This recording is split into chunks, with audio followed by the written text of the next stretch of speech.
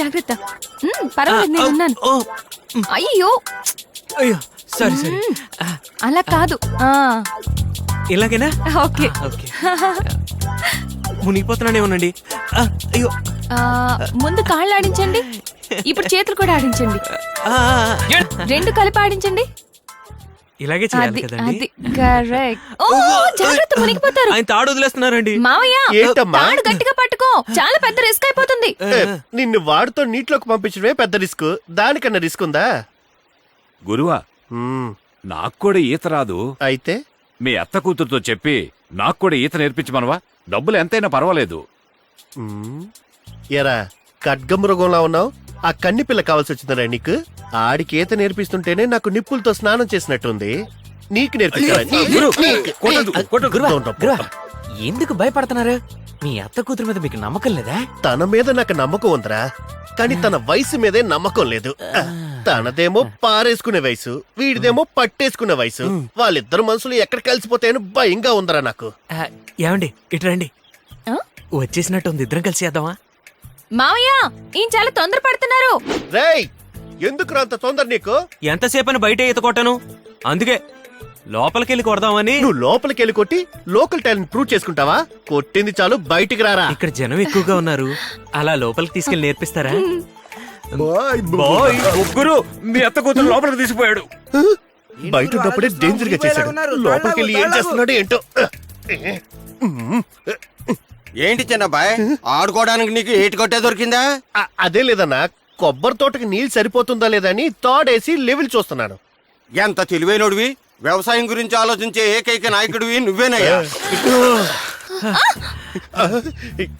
చూసాడు. బ్రదర్, డబ్బులు కొంచెం ఎక్కువ తక్కువైనా పర్లేదు, రోజు ఇదే టైంకి తీసుకురా. పరువు పోయిందే.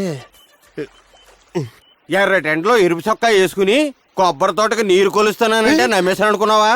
మగాడు టార్చర్ పడి సంపాదించిన పర్లేదు, ఇలా తార్చి సంపాదించకూడదురా. అంత మాట అనేసి వెళ్ళిపోతున్నావేంట్రా? పని చెప్తాను. వీడు ఊరు మొత్తం చెప్పేసేలా ఉన్నాడే. మావయ్య వెళ్దావా?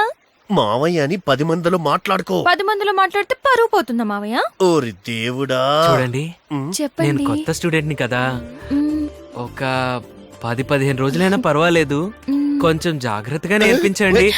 రేయ్, నువ్వు ఒక్కసారి నేర్చుకునే నా పరువు అంతా తీసి పారేసావు. పోయిన పరువు చాలు, ఇంకా ఆపేద్దాం. బేబే, go to house. Go. Okay. ఏరా, నీకు నిజంగా ఈత కొట్టడం తెలీదా? తెలిసే. మరెందుకురా తెలీదని చెప్పావు? బ్రదర్, అమ్మాయిలు తెలుసని చెప్పే మగాడి కంటే తెలీదని చెప్పే మగాడిని ఎక్కువ ఇష్టపడతారు. ఆ టెక్నిక్ తోనే మీ అత్త కూతురుని అంజలి వస్త్రా నాగు. ఈ నుంచి నా మేనకోడల్ని ఎలా కాపాడుకోవాలో ఆ పని మీద ఉండాలి.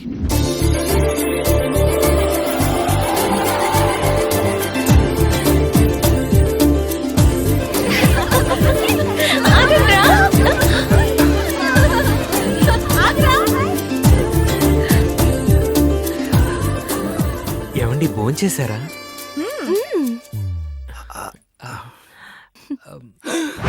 రేయ్, ఎప్పుడైనా ఇంట్లోకి వచ్చినప్పుడు ఇంట్లో వాళ్ళు అడుగుతారా భోంచేసావా అని. నువ్వేంట్రా తన్ను అడుగుతున్నావు? మావయ్య ఏంటి బయటకు వెళ్లకుండా ఇంట్లో ఏం చేస్తున్నావు? మామయ్య బయటికి వెళ్ళాడంటే పని మీద ఉన్నాడని అర్థం, ఇంట్లో ఉన్నాడంటే పని లేదని అర్థం. Tell me darling, what you want? నీకు సైకిల్ తొక్కడం వచ్చా? ఓ, అమ్మాయిలు తెలుసని చెప్పే మగాడి కంటే తెలీదని చెప్పే మగాడిని ఎక్కువ ఇష్టపడతారు. మావయ్య ఏమైంది? అర్థమైంది. తెలీదమ్మా, నాకు సైకిల్లో పెడల్ ఎక్కడుంటుందో బెల్ ఎక్కడుంటుందో కూడా తెలీదమ్మా. మీకు సైకిల్ తొక్కడం వచ్చా? బాగా వచ్చండి. నాకు నేర్పిస్తారా? అది నా బాధ్యత. మీరు సైకిల్ చూసుకోండి, నేను మిమ్మల్ని చూసుకుంటాను. రేయ్, ఏంటి బ్రదర్, ఆ రోజు అమ్మాయిలు తెలుసని చెప్పే మగాళ్ళ కంటే తెలీదని చెప్పే మగాళ్ళని ఇష్టపడతారని చెప్పావు కదరా? బ్రదర్, కొన్ని విషయాల్లో అమ్మాయిలు తెలీదని చెప్పేవాడి కంటే తెలుసని చెప్పేవాడిని ఇష్టపడతారు. ఆ టెక్నికే ఇక్కడ యూజ్ చేశా. టార్చర్ పెడుతూ